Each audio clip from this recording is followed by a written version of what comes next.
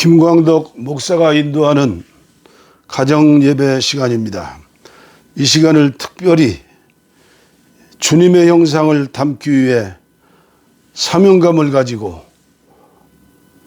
사모하시는 마음으로 기도드리는 특별한 예배입니다.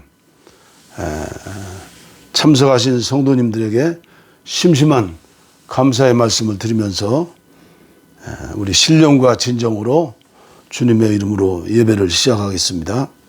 찬송가 427장 팔복 찬송이죠.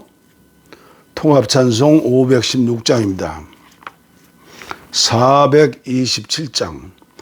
마음 가난한 사람 복이 있나니 천국이 그들의 것이미요. 늘 애통하느니 복이 있나니 그들이 위로를 받으리라. 온유한 사람은 복이 있나니 그 땅이 기업이 될 것이요. 사모하느니 복이 있나니 그들이 배부를 것이로다. 긍휼히 여기면 복이 있나니 긍휼히 여김을 받으리라.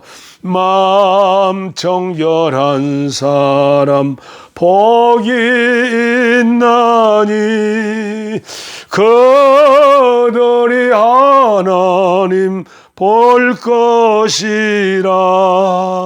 화평케 하느니 복이 있나니 그들이 하나님 아들이요.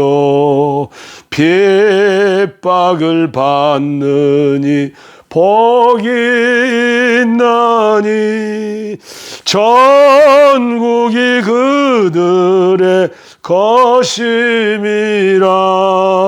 주위의 욕 보면 복이 있나니 하늘의 큰 상을 받으리라.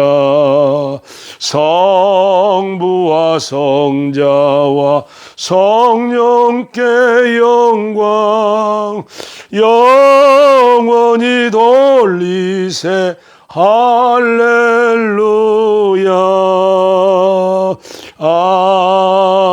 아멘. 주여, 오복에서 팔복의 믿음을 주시옵소서. 오늘 예배 시간에 하나님이 주시는 축복의 말씀, 은혜의 말씀은 마태복음 5장 1절로 16절 말씀이 되겠습니다. 하나님께서 제자인 여러분들에게 직접 하시는 말씀으로 믿으시고 우리 함께 봉독에 올리겠습니다. 마태복음 5장 1절부터 16절까지 말씀입니다.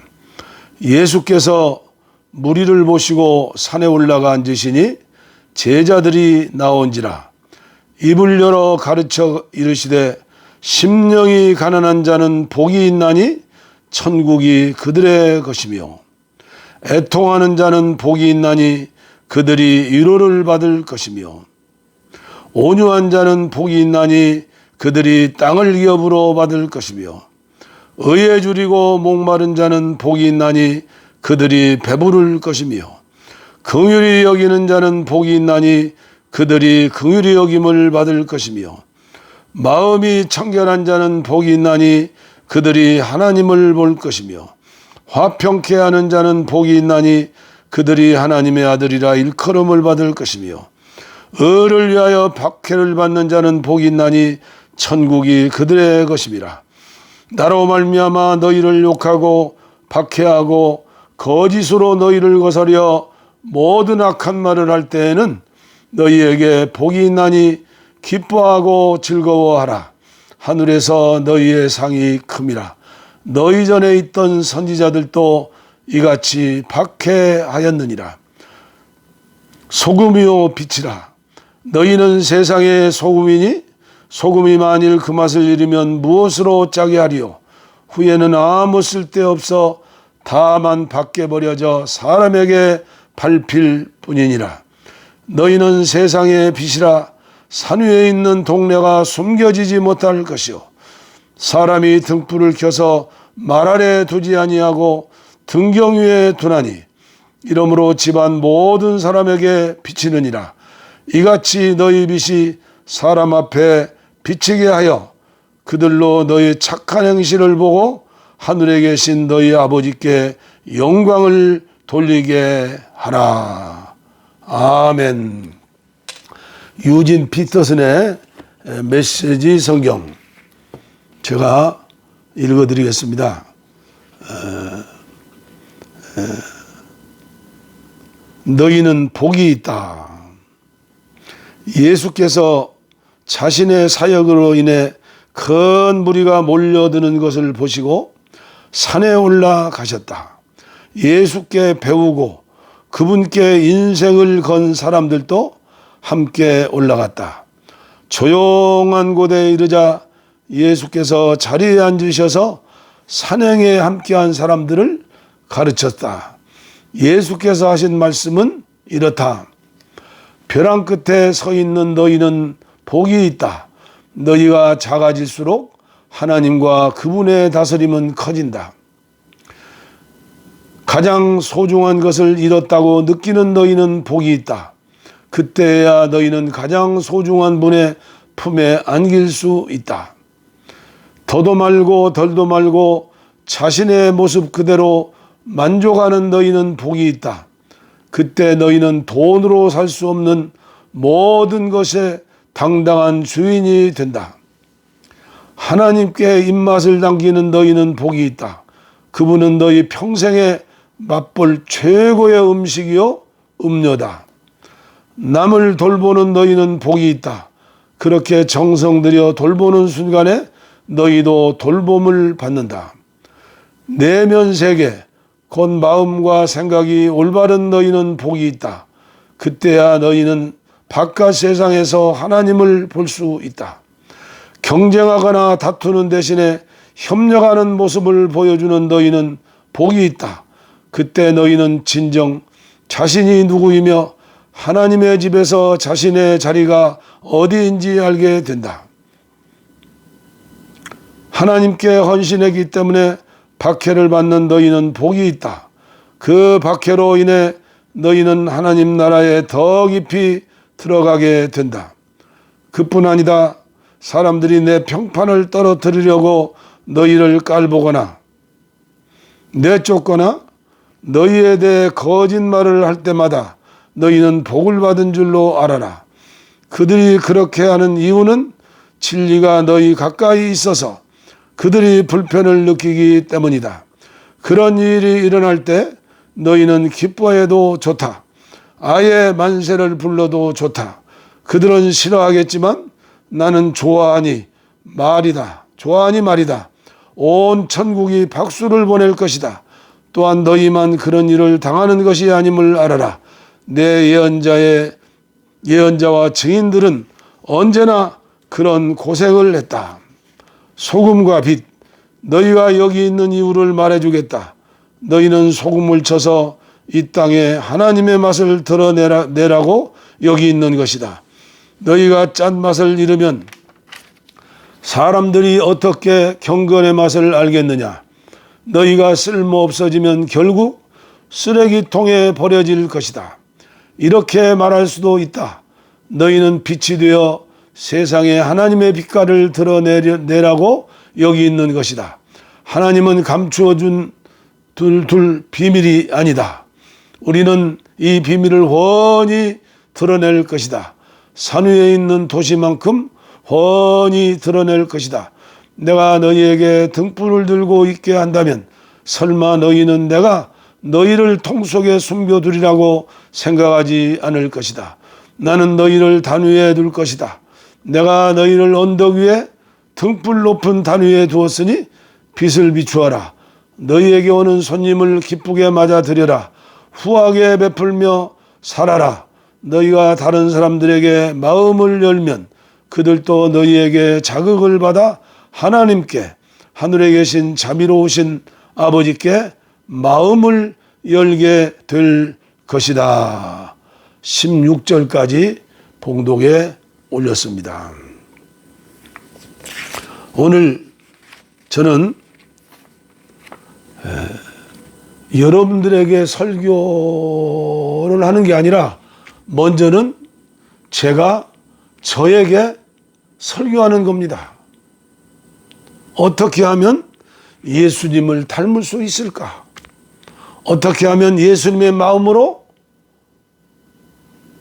실천하는 산상보훈 마태복음 5장, 6장, 7장에 나오는 가장 중요한 하나님 나라의 대헌장, 신약시대의 십계명, 이대로 살 수 있을까? 고민하면서, 기도하면서, 금식하면서, 또 앞서가는 성령의 사람들의 책을 읽으면서, 또 요사이는 요한계시록을 이틀에 한 번씩 읽으면서 하나님의 음성인 줄 믿고 기도하면서 이 특별한 예배를 촬영하여 여러분들과 함께 예배를 드리는 것입니다. 오늘 저는 반가운 소식을 들었습니다. 한국교회에 이런 젊은이들이 살아있구나. 감리교 신문인 기독교 타임즈지 5면에 작은 소리라는 서비스란에 기재된 글입니다. 너와 나의 교회의 유흥주 목사님의 글입니다. 세미한 소리, 작은 소리가 주님의 음성일 수 있습니다. 엘리야가 세미한 소리를 듣고 노뎀나무 밑에서 죽기를 안 하고 쓰러져 있다가 그는 당당히 일어나서 40일 동안 금식하며 기도하면서 하나님의 세미한 음성 사명을 받죠. 저는 이 목사님 얼마나 힘드실까? 제가 주소록을 찾아보니까 2층 삼각교회예요. 그러나 이분은 쫄지 않고, 이분은 유익이라고 생각지 않고 기회라고 여기면서, 그러면서 감리교 6,000교회 이 작은 목소리를 들려주는 겁니다. 이 산 위에서 기도하는 저에게도 들려주는 주님의 음성이라고 믿으면서 제가 일부를 읽어드리도록 하겠습니다. 약 50여일 한국교회는 전례 없는 온라인 예배와 여러 종류의 비대면 예배들을 경험했다. 그러나 부활주의를 기점으로 공예배를 회복하면서 교회는 다시 교만하기 시작했다. 그저 코로나19 이전의 모습으로 돌아갔다. 안타깝게도 아직 아무것도 달라지지 않았다. 그리고 교회들은 그동안 하지 못한 것을 다시 하기 시작했다. 주중에 교회는 다시 붐비기 시작했다. 우리는 잠시 행동을 멈추고 생각할 시간을 가져야 한다.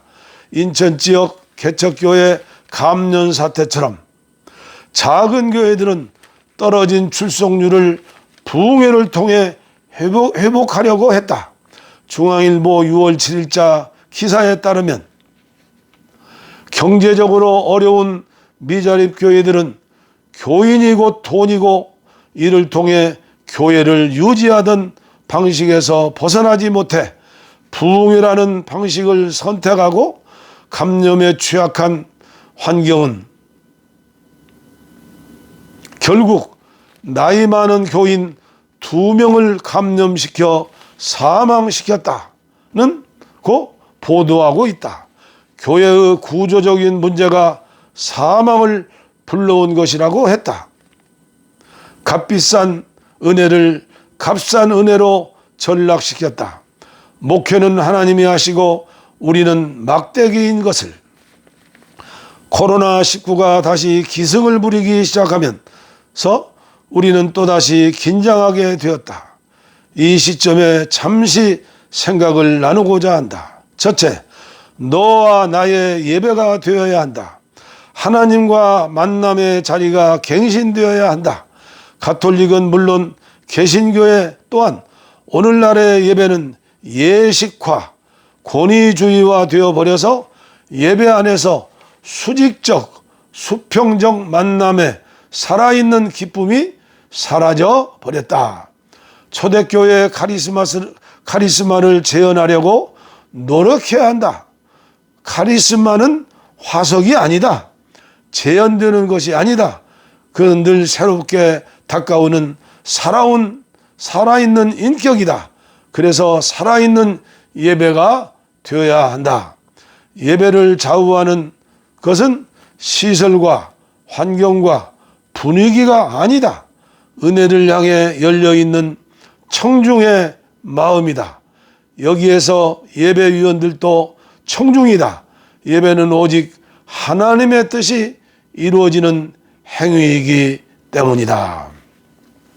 둘째, 작은 전투, 사탄의 시비 걸음에 속지 말아야 한다. 본 전투는 1000만의 확진자와 오늘 현재로 1500만입니다. 50만 사망자를 내고 있는 코로나19와의 전투다. 그런데 국민의 88.5%가 찬성하는 포괄적 차별금지법에 대해 동성애와 관련한 이유만으로 교회가 반대해 오늘날 교회는 국민의 생각과 반하는 집단으로 오해를 받게 되어 문제다. 우리가 잊지 말아야 하는 것은 한국 안에서 기독교는 소수라는 것이다. 우리가 있는 이곳은 미국이나 유럽이 아니다. 소수들의 진흙탕 싸움에 말려들지 않아야 한다. 법의 정신과 가치를 동성애와 구별해 대응해야 한다. 우려되는 점을 법으로 보호하는 보혜사 성령의 지혜를 발휘할 필요가 있다. 또 미리 정하신 그들을 또한 부르시고 부르신 그들을 또한 의롭다 하시고 의롭다 하신 그들을 또한 영화롭게 하셨느니라. 로마서 8장 30절입니다. 생략하겠습니다. 제가 이 산 위에서 기도하면서 똑같은 마음입니다. 한국교회가 망하려고 작정했구나. 특별히 교단의 크신 어른들, 대교회 목사님들, 6.25 전쟁이 동성애자들의 죄 때문에 전쟁이 왔다고요? 그때는 동성애자들 그런 이름의 단어도 없었습니다. 왜 그렇게 말씀하시는지, 왜 그렇게 생각하시는지, 대통령과 공직자들과 대한민국 모든 국민이 하나 되어서 코로나19와 대적하여 승리해야 합니다. 우리나라만 잘 방어했다고 우리 되는 게 아닙니다. 전 세계는 지구촌입니다. 하나입니다. 아직도 믿음이 좋으신 큰 목사님들 중에는 정부에서 우한 폐렴을 중국 사람들 방지 아니하고 의사들 말 믿지 않고 듣지 않고 열어놔서 우리나라가 이렇게 어려움 당하고 있다. 참으로 답답한 얘기입니다. 중국을 닫아놓으면 우리나라 현대자동차, 기아자동차, 자동차 한 대도 생산을 못 하는데 굶어 죽어야 합니까? 저는 이상합니다. 왜 미워할까? 왜 끝까지 세계보건기구에서는 분명히 코로나19라고 그렇게 이야기라고 했는데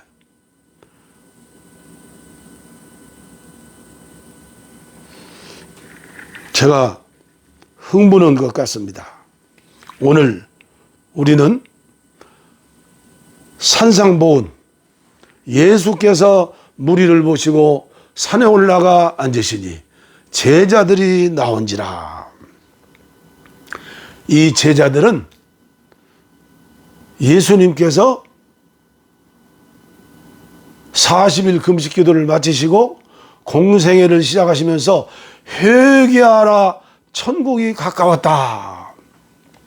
회개하고 예수님을 만나고 예수님을 영접하고 예수님을 따르는 제자들에게 산 위에서 주시는 말씀입니다.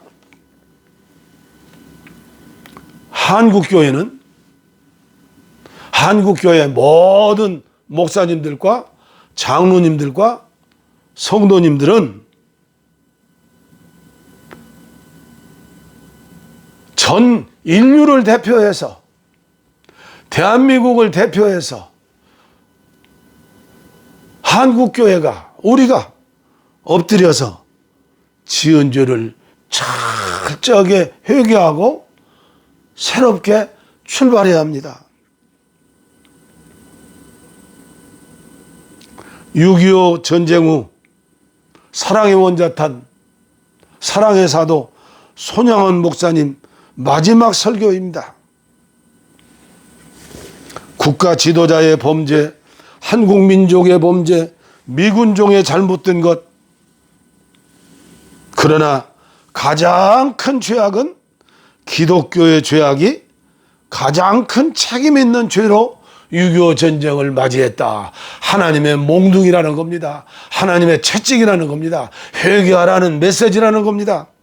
그리고 이어서 한국 교회 그 당시에 죄를 이렇게 설파하고 계십니다. 1. 기독자의 기도와 언행, 교훈, 전도가 부족한 탓이다. 2. 우상 섬긴죄, 국기 경배한 죄, 천상 요배죄, 신상을 섬긴 죄, 단군 신사 건축에 교회가 참여한 죄. 그 다음에 네 번째, 의인을 처벌한 죄. 신사 참배 않는다는 의인들은 감옥에 들어갔는데 의인들에게 도리어 핍박하고 따돌렸습니다. 다섯 번째, 예수 대신 교회와 결혼한 목사가 정계로 가기 위해 양떼를 버렸다. 들을 귀 있는 자는 들어야겠죠? 여섯 번째, 불쌍한 자 위한 구제품도 따돌렸다. 부끄러운 죄죠. 일곱 번째, 성경 말씀을 부인하고 자유주의 신신학으로 타락한 죄. 마지막 여덟 번째, 총회 석상에서 목사들이 서로 치고받던 죄값이다. 너무나 안타까운 손양원 목사님의 마지막 설교입니다. 오늘 한국교회에 이렇게 외치는 목사님들이, 대교회 목사님들이, 총회장님들이, 감독님들이, 감독회장님들이 있어야 할 터인데 너무나 가슴 아픈 일입니다. 우리가 먼저 한국교회가 제가 생각하는 겁니다. 교단 지도자를 선출한다고 얼마나 많은 돈을 드는지 아십니까?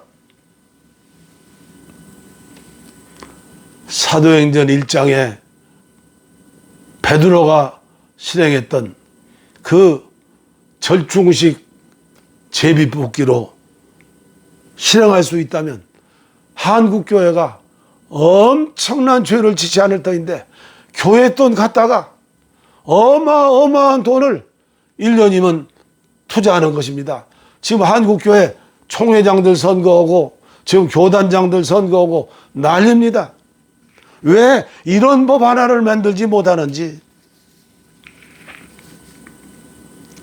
우리는 회개한 후 우리 믿음의 사람들이 은혜를 깨달으면 깨달을수록 제일 큰 죄인이 나라고 생각합니다. 산 위에 올라가 예수님 말씀을 드려야 합니다. 너무나 우리는 분주하게 살고 있습니다. 옛날에는 정초가 되면, 그리고 여름방학이 되면, 겨울방학이 되면 기도원마다 사람들이 미어졌습니다. 기도했습니다. 하나님의 음성을 듣기 위해서, 은혜를 받기 위해서. 이제 정신을 똑바로 차리고 우리 산 위에 올라갑시다. 주님을 이제 조용한 고독한 분위기에서 주님의 세미한 음성을 듣는, 그리고 회개하고 순종하면서 새로운 삶을 출발하는 우리 모두 한국교회가 되었으면 좋겠습니다. 하나님이 쓰시는 대부분의 사람들은, 위대한 사람들은 모두가 고독했습니다. 고독은 성도가 거룩한 삶을 살기 위해 지불해야 할 대가입니다. 인간 창조의 새벽 직후에 찾아온 암흑 시대에 경건한 영혼의 소유자 에녹은 300년 동안이나 하나님과 동행했습니다. 그는 고독한 길을, 좁은 길을, 좁은 문을 여는 그런 길을 갔던 사람입니다. 노아 역시 물심판을 준비하면서 고독하게 8 식구가 산 위에서 방주를 지으면서 하나님의 은혜 속에서 그 어마어마한 사역을 이루어냈습니다. 십자가는 고독입니다. 예수님이 가신 길은 고독한 길입니다. 좁은 문, 좁은 길입니다. 주님과 나 사이에 믿음으로 드리는 그 예배가 회복되어야 합니다. 그 예배가 가정예배입니다. 요한복음 4장을 보십시오. 남편이 6이나 된 불쌍한 여인, 그러나 그는 항상 하나님께 예언하신 그분이 오시면 신령과 진정으로 예배드릴 터인데 예배에 대한 사모함이 있었습니다. 사랑하는 예배에 참석한 성도 여러분, 코로나19로 비대면 시대에 우리에게 주시는 특별한 은총과 축복이 이런 말씀입니다. 아무쪼록 이 말씀을 들으시면서 여러분들, 지난날은 한국교회가 오복, 돈, 축복, 물질, 명예, 권세, 공부 잘해라, 출세해라, 좋은 대학 들어가라. 성경에 그런 구절 없습니다. 오복에서 팔복으로. 나머지는 너희는 먼저 그 나라와 의를 구하라. 그리하면 이 모든 것을 너희에게 더하시리라. 그림자처럼 따라오는 것입니다. 이제 우리가 새로운 마음으로 새 출발합시다. 할렐루야. 감사합니다. 우리 가슴에 손을 얹고, 병든 곳에 손을 얹고 우리 한번 기도합시다. 제가 기도해 드리겠습니다. 하나님 아버지, 감사합니다. 오늘도 특별한 예배를 드렸습니다. 의인 한 사람만 있어도 이성을 멸하지 않겠다고 에레미야를 통해서 우리에게 말씀해 주셨는데, 의인 10사람이 없어서 소돔성이 망했는데 한국교회 특별히 지도자들은 지금 하나님의 음성을 듣지 못하고 소소한 일을 가지고 싸우고 있습니다. 용서하시고 저들에게 아버지여 영의 귀를 열어주시고 영의 눈을 열어주시옵소서. 오늘 또 개척교회에서 수고하시는, 삼각교회에서 수고하시는 목사님을 통해서 세미한 음성을 듣게 하시니 감사합니다. 우리 모두 산에 올라 고독한 시간에 주님과 나 사이에 세미한 음성을 듣고 그 말씀에 순종할 수 있는 성령의 사람 되어서 마지막 때 의인 10사람, 안희종이 기도하는 평화 통일을 위해 기도하는 300명 의의 용사 하나님이여 만들어 주시옵소서. 위기가 기회임을 깨닫고 우리 함께 나가게 하여 주시옵소서. 이 예배에 참석하시는 모든 분들 복을 주시고 아버지여 은혜를 주시어서 아버지 한 사람이 중요하구나 많은 사람들이 참석해서 우리 한국교회 가정예배가 회복하면서 한국교회가 일어날 수 있는 은혜를 허락하여 주시옵소서. 병든고 연약한 곳 손을 얹었습니다. 주님 안수하여 주시고 주님 치료해 주시고 하나님의 전사로, 하나님의 도구로, 하나님의 막대기로, 하나님의 지팡이로 사용하여 주시옵소서. 복을 빕니다. 이제는 우리 주 예수 그리스도의 은혜와 하나님 아버지의 무한하신 사랑과 성령의 감화 감동 교통 치료 충만하심이 예배에 참석하신 사랑하는 성도님들과 가정 위에 한국교회와 지도자들 위해 풍력당해 고통당하는데 동족들 위해 이제로부터 영원토록 함께하옵시기를 간절히 축원하옵나이다. 아멘. 할렐루야. 감사합니다. 제가 하나님께 독창으로 날 세우시네 You Rise Me Up 부르겠습니다. 힘내시기를 바랍니다. 나 지치고 내 영혼 연약할 때 근심 속에 내 마음 무거워 주 오셔서 함께 하실 때까지 나 잠잠히 주님을 기다려 날 세우사 저 산에 우뚝 서리 날 세우사 풍랑 가운데도 함께 하심 나가